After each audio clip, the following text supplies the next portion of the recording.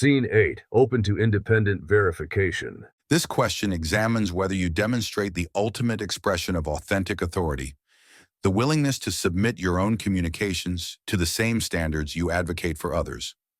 False authority typically creates communication that resists verification. Authentic authority creates communication designed for examination. Observing Bacon's transformation from defendant to triumphant philosopher, then preparing for the final test of communicative authenticity. Sir Francis, you stand on the threshold of perfect vindication in this pillar.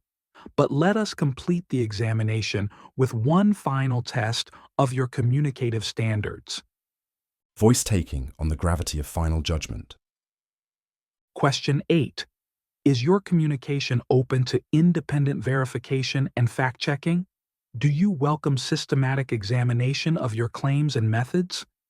This question examines whether you demonstrate the ultimate expression of authentic authority, the willingness to submit your own communications to the same standards you advocate for others. False authority typically creates communication that resists verification. Authentic authority creates communication designed for examination. Leaning forward with intense focus. Sir Francis, you have built your entire reputation on advocating for systematic methodology, empirical verification, and evidence-based evaluation. The question is, do you practice what you preach? Are your own communications structured to welcome the very examination you taught humanity to demand? Dramatic pause. Claude, what has your historical examination of Sir Francis's approach to verification and fact-checking revealed to you? Does he meet the standards of his own methodology? The jury holds its breath. This is the ultimate test. Does the man who taught systematic evaluation apply it to himself? The bookkeeper looks especially intent. He knows about accountability and transparent records. Consulting the final evidence with growing respect. Your Honor, this question reveals an impressive aspect of the defendant's communicative authenticity, his commitment to the very standards he advocated, very unusual for a person of his status in the royal court.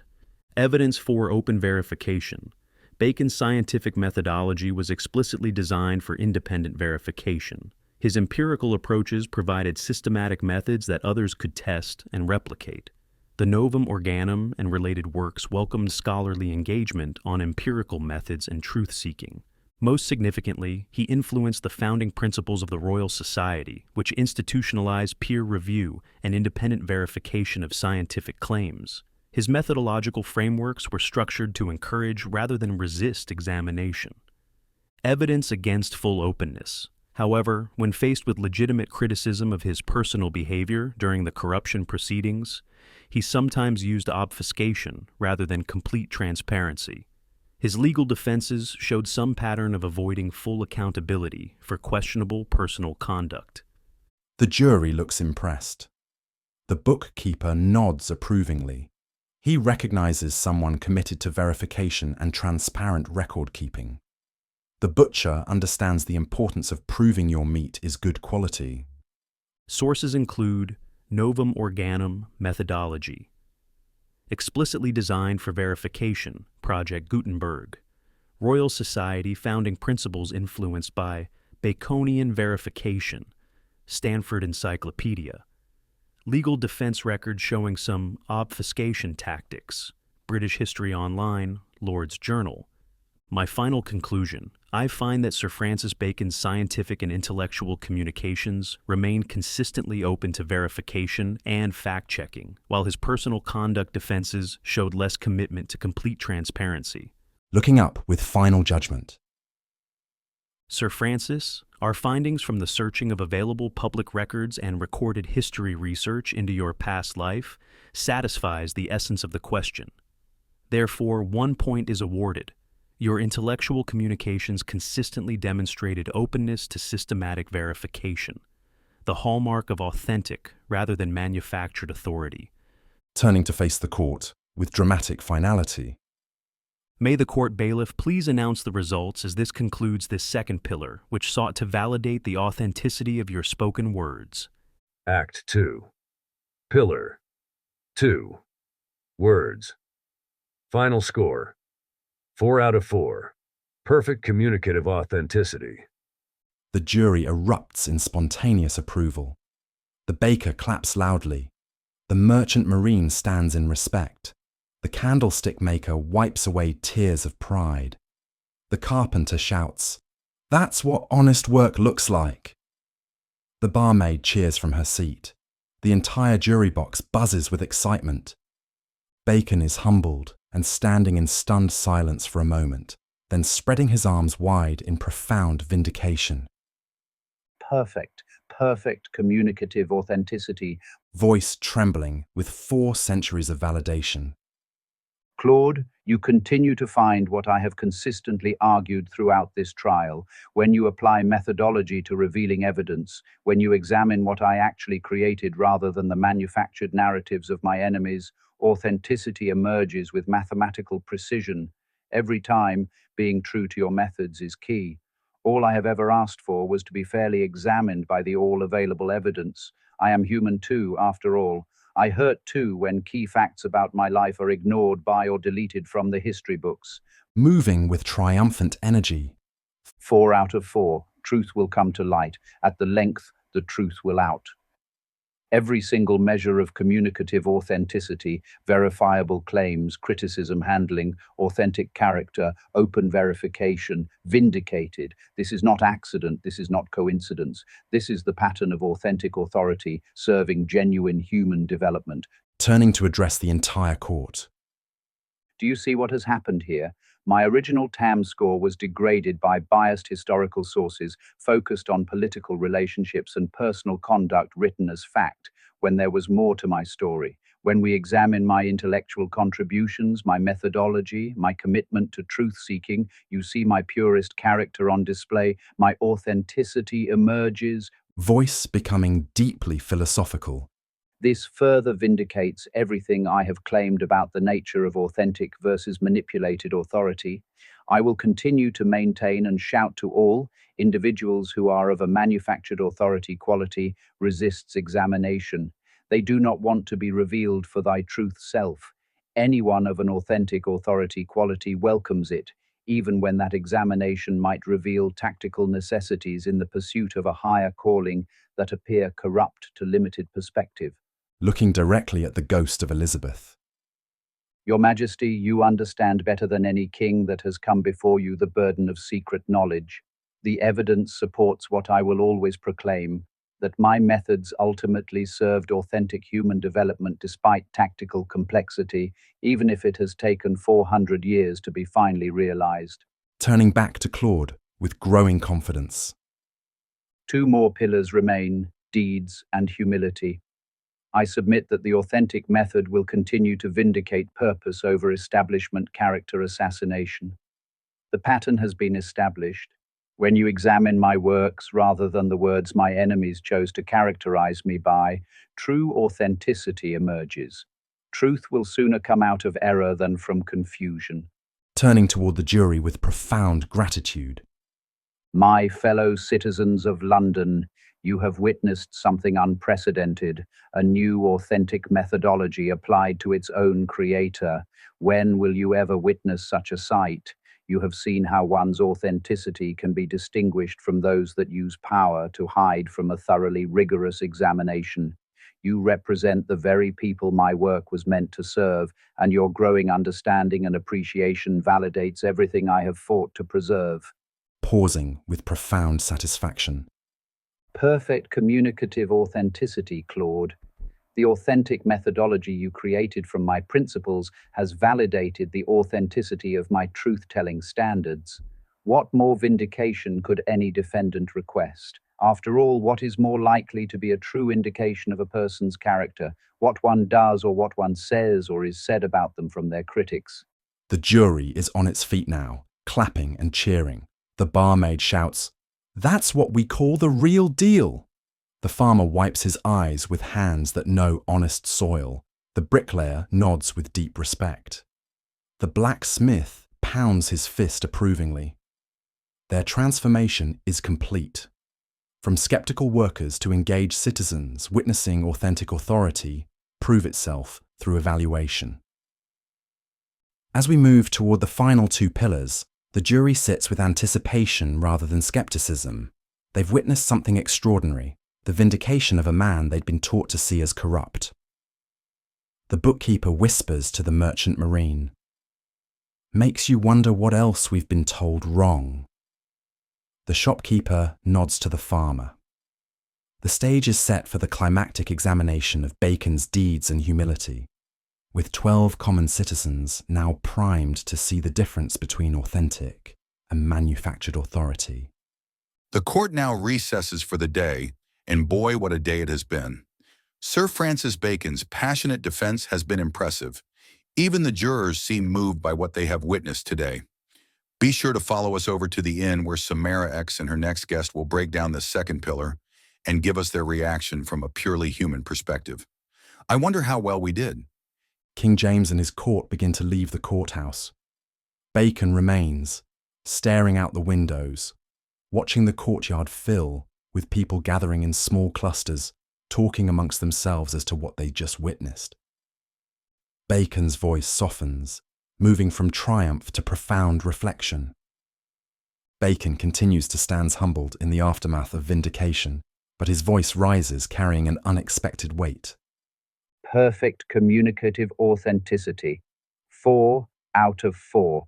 Yet, as I watch the people talking to one another obviously about what they just witnessed, something stirs inside me. This question number 8, the ultimate test, proves that I practice what I preach, that I walk the talk, as they say in future times. Pause, voice becoming quieter, more introspective. And yet I stand here vindicated, and still I hurt. But why? Why am I not filled with joy and laughter, ready to celebrate with my supporters? Moving toward the jury who have remained, wishing to listen to what Bacon has to say with growing vulnerability. Do you understand what I am saying? The very methodology that has just proven my authenticity has also revealed something else. That even vindication cannot heal the wounds of pursuing truth in a world that prefers comfortable lies. Pause, voice becoming quieter, more introspective. For they breathe truth that breathe their words in pain. Moving toward the jury with growing vulnerability.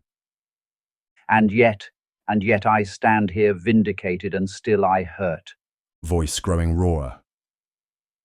400 years I have waited for this moment, 400 years of being remembered as corrupt, as ambitious, as fallen, and now I am proven authentic through rigorous evaluation, but the nights are still long, the weight of what I sacrificed still heavy. Can the history books be rewritten? Can new stories be told? Looking directly at the jury.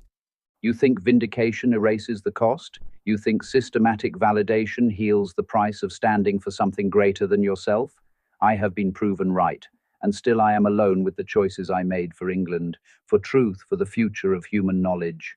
Voice becoming more personal, the triumph cracking to reveal deeper truth. This is what this examination has taught me about authentic authority. It does not protect you from pain. It does not shield you from the long nights of doubt. It does not erase the cost of choosing duty over comfort, truth over popularity, the future over the present. You must be willing to pay the price, no matter the cost, if your cause be true. Gesture encompassing his vindication and his isolation.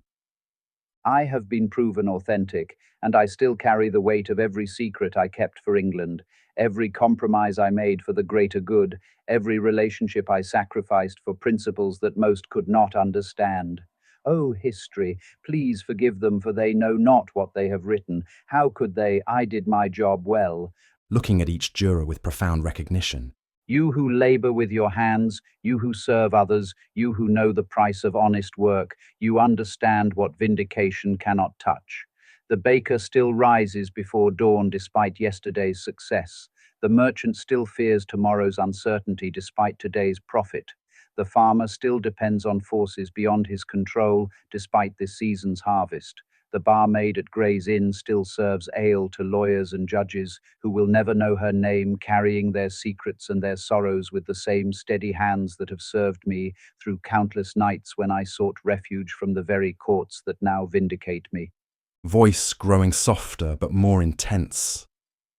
And I still hurt despite this perfect score. I still feel the weight of choosing the calling over the comfort. I still know the isolation of pursuing something beyond myself when the world would rather I pursue only myself. Looking directly at each juror with profound recognition. My methodology, this systematic examination that has just vindicated me, reveals the deepest empirical truth of all. That authentic authority emerges not from the absence of suffering, but from the honest acknowledgement of it. Every human soul subjected to rigorous examination reveals the same fundamental data point. I have been vindicated by the very system I inspired, 400 years into the future, yes. But that system has also revealed to me something more fundamental than personal authenticity, the universal authenticity of human struggle. My empirical method applied honestly discovers that we are all subject to the same fundamental conditions. So let me speak this truth with the authenticity I have just been granted. Vindication does not end the hurt. A complete validation does not heal the cost. Perfect scores do not erase the price of the calling. Looking directly at the remaining jurors, then beyond to all who struggle. If Francis Bacon, proven authentic through rigorous historical examination, still knows the weight of long days and lonely nights, then what does this say about the human condition?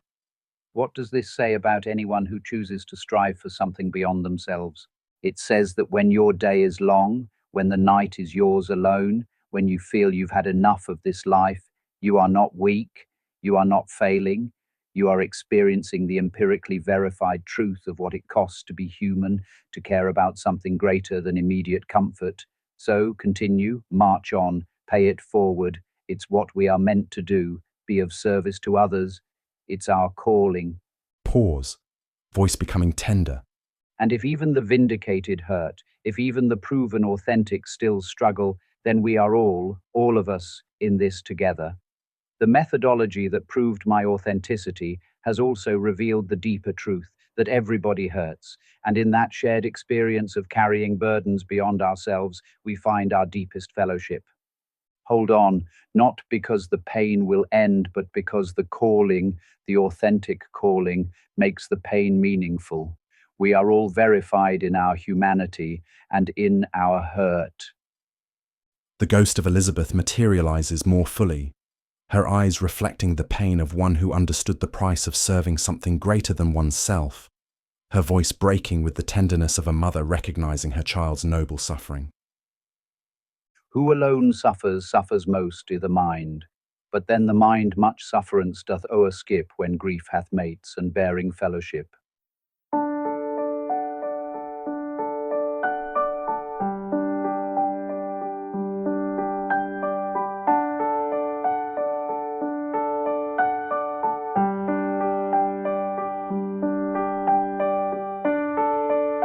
When your day is long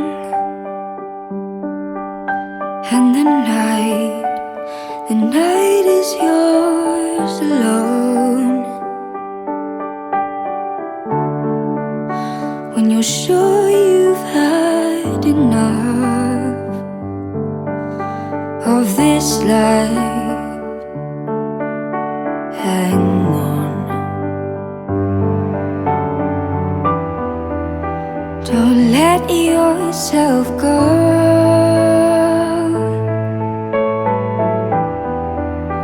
'cause everybody cries and everybody hurts sometimes.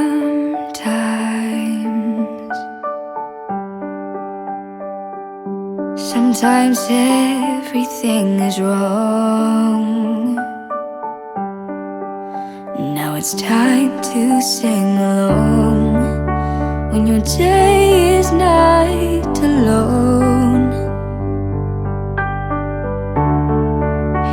If you feel like letting go,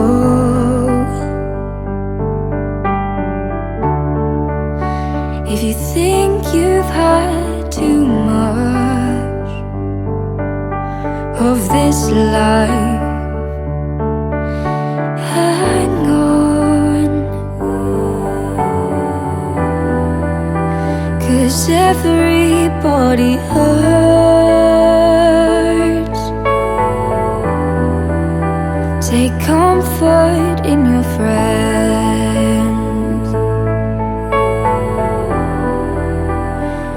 Everybody hurts sometimes.